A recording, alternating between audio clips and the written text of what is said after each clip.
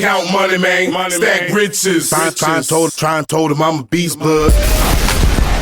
What's up, gang? Welcome to another episode of the GRINDcast. Get ready, it's a new day. We're going to talk about taking ownership, extreme ownership over your life. And extreme ownership, if you're a reader, you can't help but to think about Jocko Willink, retired Navy SEAL veteran, brother in jiu-jitsu out there. Shout out to Jocko with his book, Extreme Ownership.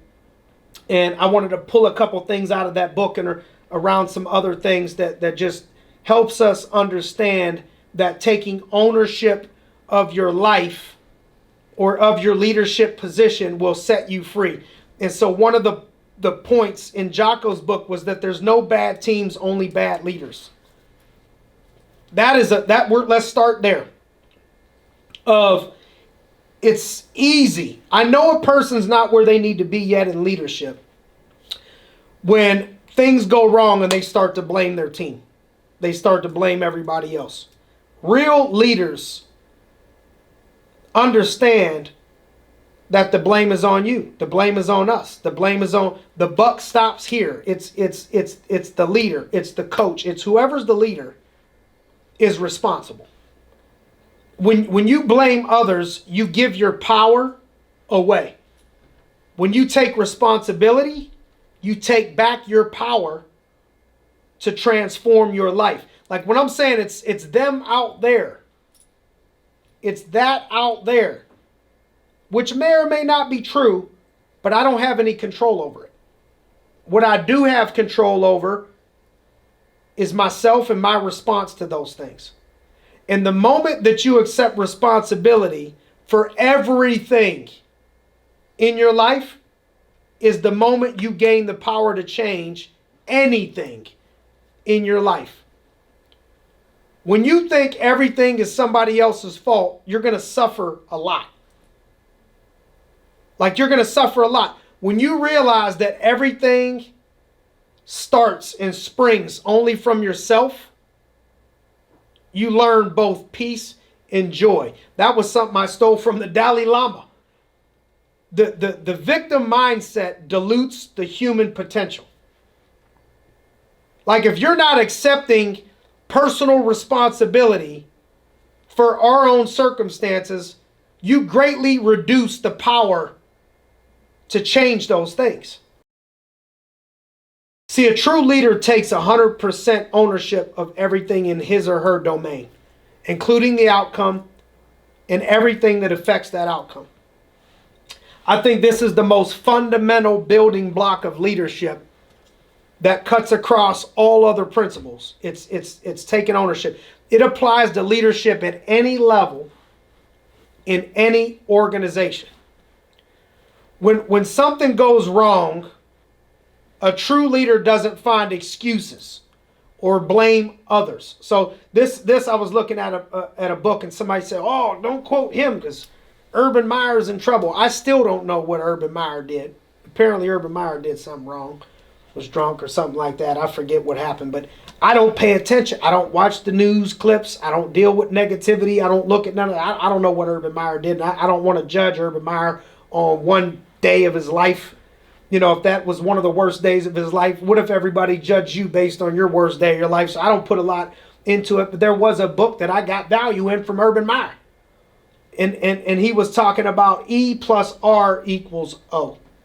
The event plus the response equals your outcome. Now, the event you can't always control, but the response is something you can always control. And the response, the good news is how you respond dictates the outcome. See, a real leader puts aside his or her ego and takes full responsibility for the outcome. They look at and review what they may do differently as a leader in order to create success. If an underperformer is dragging the team down, it's the leader's role to train and mentor that person. If people aren't doing what they should, it's the leader's responsibility to clarify the mission, the action plan, get people's commitment, equip them to perform at their roles, or to get them up out of there. But taking extreme ownership requires that you put aside your own ego and review what you must do differently as a leader in order to create success. This involves accepting criticism, winning the hearts and minds of people, and building clarity and building processes. And I think the more that you take ownership, the more faith other people are going to have in you. Whenever I see a team start to blame others, we're blaming, I know that team is in trouble. And if it's the leader, I know the leader's in trouble. The leader's attitude is contagious. When you demand, this is critical. Get what I'm saying right here. This is for the leaders out there. When you demand extreme ownership from yourself, other people that follow start to emulate you, and the mindset spreads throughout that organization. So if the leader's always playing the blame game, it wasn't me, it was the leads. Wasn't me, it was the sales rep. Wasn't me, was the bus driver, was the weather. Wasn't me, was they did me wrong, was then all those other people in there start to, and so you lose ownership of what we can control. But greatness is, look, we can't always dictate what's going to happen. Either way, we're going to bounce back. We're going to own our stuff. We're going to get better at our stuff. Even if 70% of it wasn't my fault, I'm going to try to find the 30% of the fault that was mine. Why? Because I can't control the other person. I can't control the 70% that was not my fault, but I can control the 10% that was. I can control, man, you know what? I should have said that differently. I should have handled that differently. Here's what I can learn from that circumstance. Here's how I can handle this in my marriage better. Because I can't control her, but I can control me. Here's what I could have done better. Taking ownership is powerful.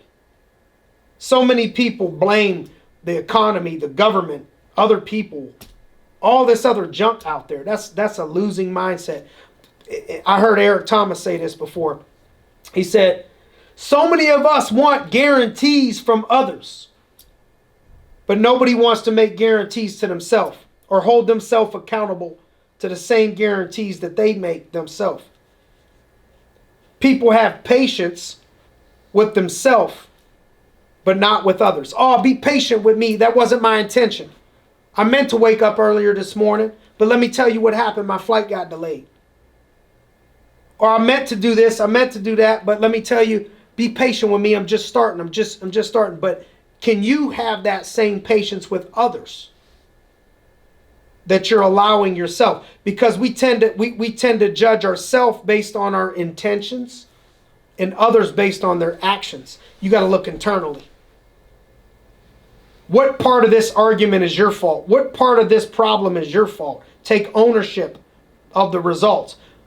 There was I've been getting more into philosophy now, especially because Joey Crivelli is pounding it down my throat. He just loves some philosophy. Epictetus. I'm gonna screw that name up. I'm just getting started. Be patient. Be patient with me. But the quote that I'm pulling out of there says, "No person is free who is not the master of himself." You can't be free if you're not the master of yourself. If you can't control your own self. Oh, this person made me react that way. This person made me do this. You're emotional. Like, to go to the next level, you have to start to create emotional balance in your life. I think it was Warren Buffett that said, if you can't control your emotions, you can't control your bank account. That if you allow everybody out there to control and get an emotional reaction in you, you're never going to have complete control of your life, because people are always going to be able to say and do things, and outside circumstances are always going to come your way. You got to learn how to take control and balance yourself. Take control of yourself. Take ownership of where you're at. Take ownership for what's going wrong. Take ownership for where you want to be. Take ownership over your life. And I promise you, it's a key ingredient and key step to you attaining and obtaining the life in the joy that you desire. So if this helped anybody out there, I just ask that you share this with somebody so we can impact other people. If you could share this podcast with somebody that you know we would be able to influence and impact, it would be greatly appreciated, as is the time that you've invested with us today. And we want to say thank you for joining us on another episode of the GRINDcast. Get ready, it's a new day. Count money, man. Stack riches. Try and told him I'm a beast blood.